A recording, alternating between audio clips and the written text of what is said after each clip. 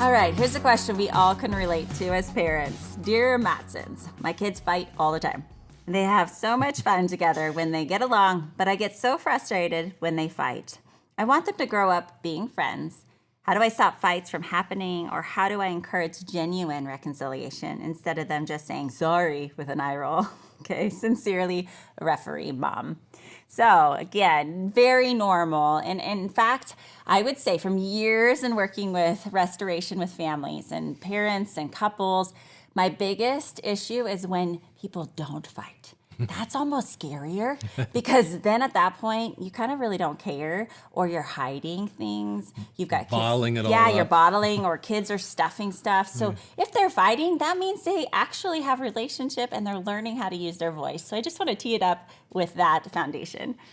Yeah. I mean, what we're doing here is we're getting some reps in. Is what you want to think about this like it's working out. You're teaching them to practice, and we all have to practice to get good at anything. And so, yes, this is exhausting to try to enter into their fighting and trying to help them understand what it looks like to actually hear each other, understand how they're impacting one another, find some reconciliation or forgiveness. That's a lot. It's kind of exhausting as a parent, but it's worth it actually. And the earlier that you can be integrating this with your kids at younger ages, the more payoff it will happen, because it's so funny as if you do that foundational work, teaching them how to do these skills, like mirroring, validating, and empathizing. We've talked about that before.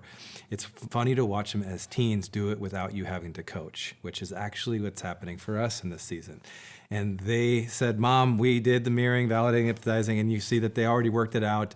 And it's hilarious. Like, it pays off. So, it pays off. it's working. Yeah, it works. High And five. so we're going to give you some steps to take.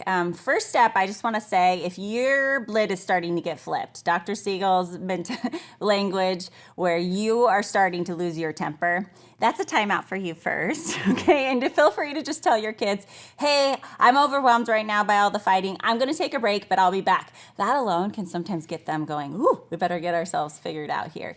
But if you are able to make it a teachable moment, feel free to use the first step, which is, hey, you guys are having a hard time figuring this out. Why don't you go take a break, calm down, figure out what you're fighting for, and then we're going to work through using your voices. So then you give them 15, 20 minutes, let them go cool off, and talk about what they do in their room to cool off, whether that's they color, they journal, they Lego, they play music. They can do whatever in their room, but that's part of them learning how to calm down so that they can use their voices.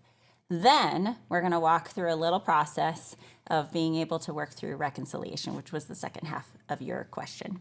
Yeah. So it's actually taking turns. So one of them gets to be the speaker to say, it's your turn to talk, and you're going to share what happened.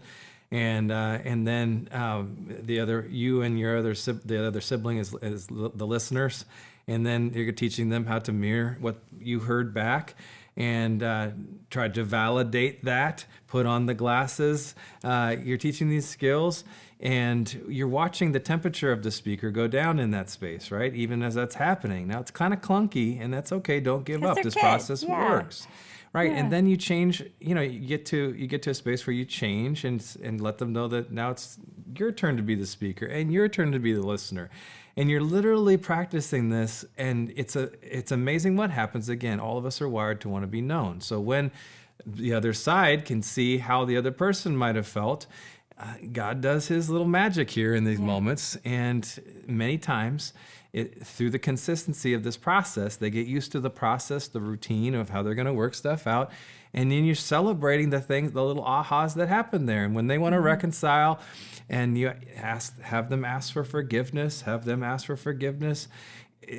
things get taken care of. There's no shortcuts anyway, right? As adults, we know that there's no shortcuts to forgiveness as well. So you're literally modeling this early, and the earlier you can do it with consistency, the better, and the more fruit that will pay off over time. That's the hope.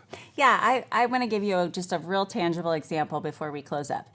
One of the common fights in our home might have been Younger Nevi is missing her sister. She wants some time with her sister. Her older sister, Adonaiah, is a little bit more introverted. These are things that they own, and she's wiped out with people. She wants her alone time. Little sister is coming in her room, bugging her all the time, and pretty soon we can hear them getting mad at each other and raising their voices, right? So this conversation of calming down and then being able to talk, what's so cool is they can really start to get to the roots of what's happening. Even at 7, 8, 9, 10 years old, kids can start to say, well, I just really miss you, and you never let me in your room.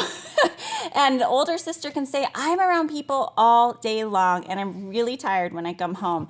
So let's come up with a compromise. That's the fun part for parents, is to say, could you guys see if you could meet each other's need? And then they come up with their own idea. Big sister says, you know what? Why don't we play a game, and then I can have my own reading time? Younger sister goes, yes, I just got playtime with my sister.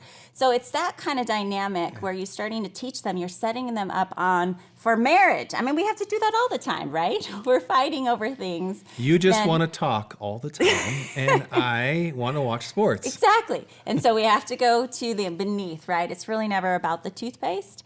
So that's the reality of kids fighting in the home. You're exhausted, you're tired, but this is parenting.